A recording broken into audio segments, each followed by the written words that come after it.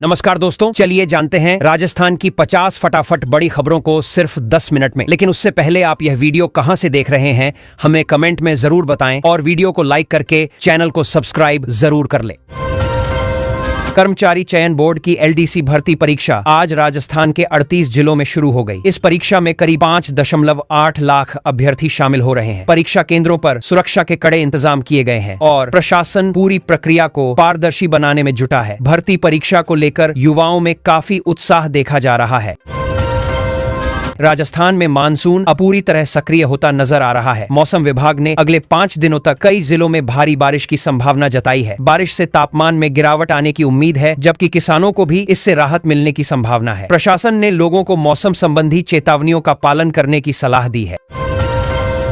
झालावाड़, चित्तौड़गढ़, प्रतापगढ़, बांसवाड़ा, डूंगरपुर और उदयपुर में भारी बारिश का खतरा बना हुआ है। मौसम विभाग ने इन जिलों के लिए ऑरेंज अलर्ट जारी किया है। तेज बारिश के साथ बिजली गिरने और तेज हवाएं चलने की संभावना जताई गई है। स्थानीय प्रशासन को सतर्क रहने और आवश्यक तैयारियां रखने के निर्देश दिए गए हैं। मानसून की दस्तक के बावजूद जैसलमेर में गर्मी का असर बना हुआ है। जिले में अधिकतम तापमान 42.9 डिग्री सेल्सियस दर्ज किया गया। गर्म हवाओं और उमस के कारण लोगों को परेशानी का सामना करना पड़ रहा है। मौसम विशेषज्ञों का कहना है कि आने वाले दिनों में बारिश की गतिविधियां बढ़ने पर तापमान में कमी आ सकती है।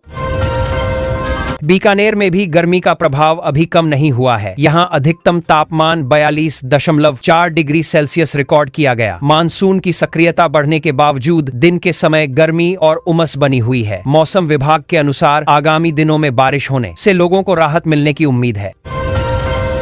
हाल ही में उद्घाटित पचपदरा रिफाइनरी को राजस्थान के ऊर्जा क्षेत्र के लिए बड़ी उपलब्धि माना जा रहा है। इस परियोजना से पेट्रोल और डीजल की आपूर्ति व्यवस्था मजबूत होने की उम्मीद है। साथ ही रोजगार के नए अवसर भी पैदा होंगे। राज्य की औद्योगिक और आर्थिक गतिविधियों को इससे महत्वपूर्ण बढ़ावा मिलने की संभावना है।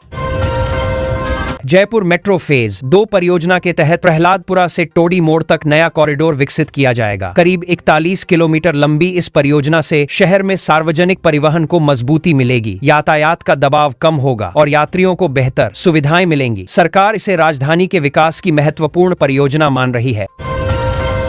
प्रधानमंत्री द्वारा राजस्थान में 1.06 लाख करोड़ रुपए से अधिक की विकास परियोजनाओं का लोकार्पण और शिलान्यास किया गया है। इन परियोजनाओं में सड़क, रेलवे, ऊर्जा और शहरी विकास से जुड़े कार्य शामिल हैं। सरकार का दावा है कि इससे रोजगार बढ़ेगा और प्रदेश के बुनियादी ढांचे को नई मजबूती मिलेगी।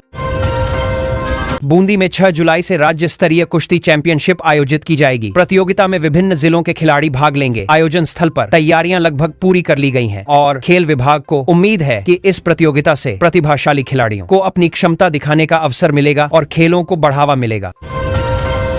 सुपरवाइजर भर्ती परीक्षा पेपर लीक मामले की जांच लगातार आगे बढ़ रही है। इस प्रकरण में मुख्य आरोपी जगदीश बिश्नोई की पत्नी को भी गिरफ्तार किया गया है। जांच एजेंसियां पूरे नेटवर्क की जानकारी जुटाने में लगी हैं। मामले को लेकर भर्ती प्रक्रियाओं की पारदर्शिता पर भी व्यापक चर्चा हो रही है।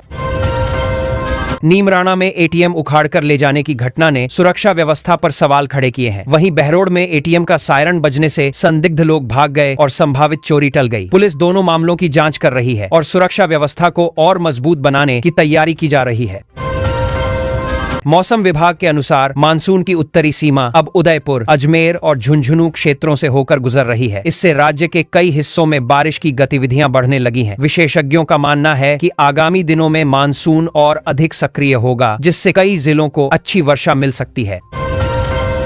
राजस्थान के कई जिलों में आकाशीय बिजली और तेज हवाओं को लेकर चेतावनी जारी की गई है। मौसम विभाग ने लोगों से खराब मौसम के दौरान खुले क्षेत्रों में सावधानी बरतने की अपील की है। प्रशासन भी लगातार निगरानी कर रहा है ताकि किसी भी आपात स्थिति में तुरंत सहायता उपलब्ध कराई जा सके।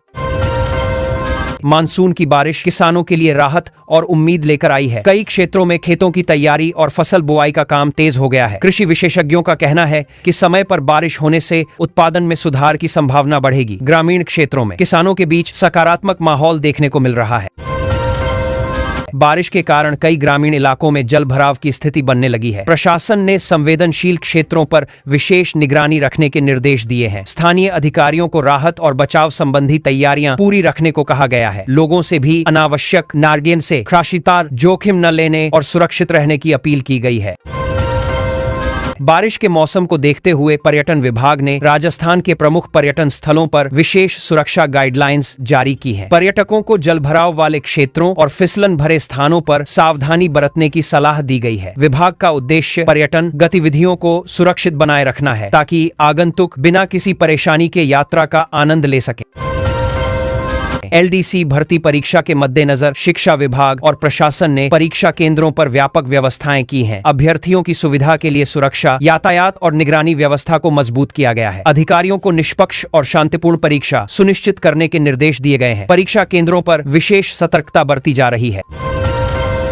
राजस्थान में मानसून के साथ आर्द्रता का स्तर भी बढ़ गया है। कई जिलों में आर्द्रता 30 से 80% के बीच दर्ज की जा रही है। इससे लोगों को उमस का सामना करना पड़ रहा है। मौसम विशेषज्ञों का कहना है कि लगातार बारिश होने पर वातावरण में नमी बनी रहेगी और मौसम में बदलाव देखने को मिलेगा। उदयपुर के डब्बोक क्षेत्र में पिछले 24 घंटों के दौरान 11.6 मिमी बारिश दर्ज की गई है। बारिश से स्थानीय लोगों को गर्मी से राहत मिली है। मौसम विभाग के अनुसार आने वाले दिनों में क्षेत्र में और वर्षा होने की संभावना बनी हुई है। जल स्रोतों में भी धीरे धीरे पानी की आवक बढ़ने लगी है। प्रतापगढ़ जिले में पिछले 24 घंटों के दौरान 8.5 मिमी वर्षा रिकॉर्ड की गई है। बारिश से किसानों को लाभ मिलने की उम्मीद है और खरीफ फसलों की बुवाई में तेजी आ सकती है। मौसम विभाग का कहना है कि क्षेत्र में मानसून की गतिविधियां लगातार मजबूत हो रही हैं और आगे भी बारिश का दौर जारी रह सकता है। बाड़मेर में अधिकतम तापमान 41.6 डिग्री सेल्सियस दर्ज किया गया है। मानसून की सक्रियता के बावजूद गर्मी का असर पूरी तरह समाप्त नहीं हुआ है। दिन के समय तेज धूप और उमस के कारण लोगों को परेशानी महसूस हो रही है। मौसम विशेषज्ञों को आने इन तस्वीरा होगा वाले दिनों में तापमान में गिरावट की उम्मीद है। श्रीगंगानगर में भी अधिकतम तापमान 41.6 डिग्री सेल्सियस रिकॉर्ड किया गया। क्षेत्र में गर्मी और उमस दोनों का असर बना हुआ है। हालांकि मानसून की गतिविधियां धीरे धीरे बढ़ रही हैं। मौसम विभाग का अनुमान है कि आगामी दिनों में बारिश होने पर मौसम अधिक सुहावना हो सकता है और लोगों को राहत मिलेगी। फलौदी में तापमान 41.2 डिग्री सेल्सियस तक पहुंच गया है। यहां अभी भी गर्मी का प्रभाव महसूस किया जा रहा है। मौसम विभाग का कहना है कि मानसून के प्रभाव में वृद्धि होने पर तापमान में कमी आ सकती है। स्थानीय लोग बारिश का इंतजार कर रहे हैं ताकि गर्मी और उमस से राहत मिल सके। चूरू में अधिकतम तापमान 39.8 डिग्री सेल्सियस दर्ज किया गया है। जिले में मानसून की गतिविधियां धीरे धीरे बढ़ रही हैं, लेकिन गर्मी का असर अभी भी बना हुआ है। मौसम विशेषज्ञों का मानना है कि नियमित वर्षा शुरू होने पर तापमान में और गिरावट देखने को मिल सकती है तथा मौसम अधिक आरामदायक बनेगा। फतेहपुर में अधिकतम तापमान 38.5 डिग्री सेल्सियस रिकॉर्ड किया गया। मानसून के आगमन से तापमान में कुछ कमी आई है, लेकिन उमस बनी हुई है। मौसम विभाग ने आगामी दिनों में बारिश की संभावना जताई है। इससे मौसम में और सुधार आने तथा किसानों को लाभ मिलने की उम्मीद की जा रही है। संगरिया में अधिकतम तापमान 37.6 डिग्री सेल्सियस दर्ज किया गया है। क्षेत्र में मौसम अपेक्षाकृत संतुलित बना हुआ है। मानसून की गतिविधियों के चलते वातावरण में नमी बढ़ी है। स्थानीय लोगों को उम्मीद है कि आगामी दिनों में अच्छी बारिश आगामी दिनों में होगी, जिससे कृषि कार्यों को और गति मिलेगी। पिलानी में अधिकतम तापमान 37.5 डिग्री सेल्सियस रिकॉर्ड किया गया। मानसून के प्रभाव से मौसम में कुछ बदलाव महसूस किया जा रहा है। तापमान में कमी आने के बावजूद आर्द्रता बढ़ने से उमस बनी हुई है। मौसम विभाग का कहना है कि आने वाले दिनों में वर्षा की संभावना बनी हुई है। दौसा जिले में अधिकतम तापमान 37.3 डिग्री सेल्सियस दर्ज किया गया है। यहां मानसून की गतिविधियां सक्रिय होने लगी हैं। मौसम विभाग के अनुसार अगले कुछ दिनों में बारिश की संभावना बनी हुई है। इससे कृषि कार्यों को लाभ मिलेगा और लोगों को गर्मी से राहत मिलने की उम्मीद है। राज्य सरकार ने सभी जिलों के कलेक्टरों को मानसून संबंधी आपदा प्रबंधन के लिए विशेष निर्देश जारी किए हैं। अधिकारियों को संवेदनशील क्षेत्रों पर नजर रखने और आवश्यक संसाधन तैयार रखने को कहा गया है। प्रशासन का उद्देश्य संभावित चुनौतियों का समय रहते समाधान करना और लोगों की सुरक्षा सुनिश्चित करना है। पश्चिमी राजस्थान में बादलों की आवाजाही के कारण सौर ऊर्जा उत्पादन पर असर पड़ा है। कई क्षेत्रों में उत्पादन में हल्की गिरावट दर्ज की गई है। ऊर्जा विशेषज्ञों का कहना है कि मानसून के दौरान यह स्थिति सामान्य मानी जाती है। मौसम साफ होने पर उत्पादन फिर से सामान्य स्तर पर पहुंच सकता है। मानसून की बारिश से प्रदेश में पशुओं के लिए चारे की उपलब्धता बेहतर होने की उम्मीद बढ़ गई है। लंबे समय से सूखे हालात का सामना कर रहे कई क्षेत्रों में हरियाली बढ़ने लगी है। पशुपालन विभाग का मानना है कि इससे पशुओं के स्वास्थ्य में सुधार होगा और दुग्ध उत्पादन पर भी सकारात्मक प्रभाव पड़ सकता है। स्वास्थ्य विभाग ने मानसून के दौरान फैलने वाली मौसमी बीमारियों को लेकर अलर्ट जारी किया है। सभी सरकारी अस्पतालों और स्वास्थ्य केंद्रों को आवश्यक दवाइयों का पर्याप्त भंडार रखने के निर्देश दिए गए हैं। लोगों को स्वच्छ पानी पीने, साफ सफाई बनाए रखने और बीमारी के लक्षण दिखने पर तुरंत चिकित्सकीय सलाह लेने को कहा गया है।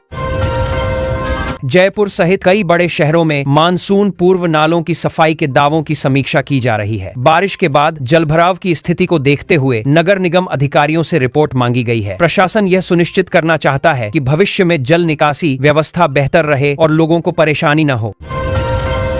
राज्य के बांधों और जलाशयों में पानी की आवक पर जल संसाधन विभाग लगातार निगरानी रख रहा है। मानसून सक्रिय होने के साथ ही विभिन्न परियोजनाओं से जुड़े अधिकारियों को नियमित रिपोर्ट भेजने के निर्देश दिए गए हैं। विभाग को उम्मीद है कि अच्छी बारिश होने पर जल भंडारण की स्थिति में उल्लेखनीय सुधार होगा।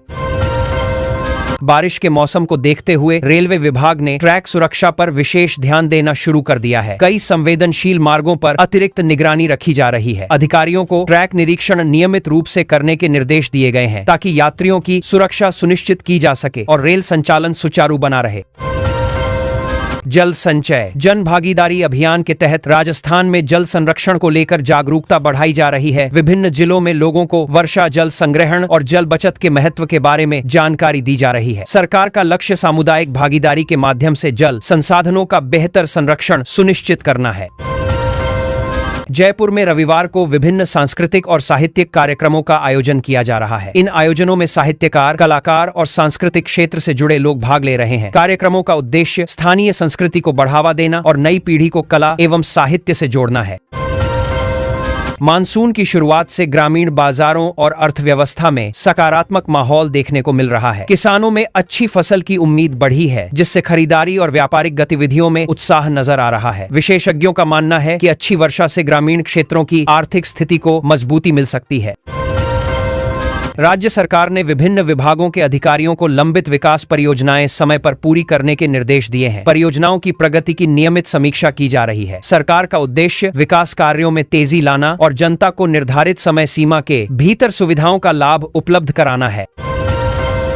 बारिश के मौसम में सड़क निर्माण कार्यों के दौरान अतिरिक्त सावधानी बरतने के निर्देश जारी किए गए हैं। संबंधित एजेंसियों और ठेकेदारों को सुरक्षा मानकों का पालन सुनिश्चित करने को कहा गया है। प्रशासन चाहता है कि निर्माण कार्यों के दौरान लोगों की सुरक्षा प्रभावित न हो और परियोजनाएं भी सुचारू रूप से आगे बढ़ें। राजस्थान के विभिन्न जिलों में हो रही बारिश की तस्वीरें और वीडियो सोशल मीडिया पर तेजी से वायरल हो रहे हैं। लोग मानसून के सुंदर दृश्यों को साझा कर रहे हैं। कई क्षेत्रों में लंबे इंतजार के बाद बारिश होने से लोगों में खुशी का माहौल है और सोशल मीडिया से बारिश में खुशी, मीडिया पर इसकी व्यापक चर्चा हो रही है।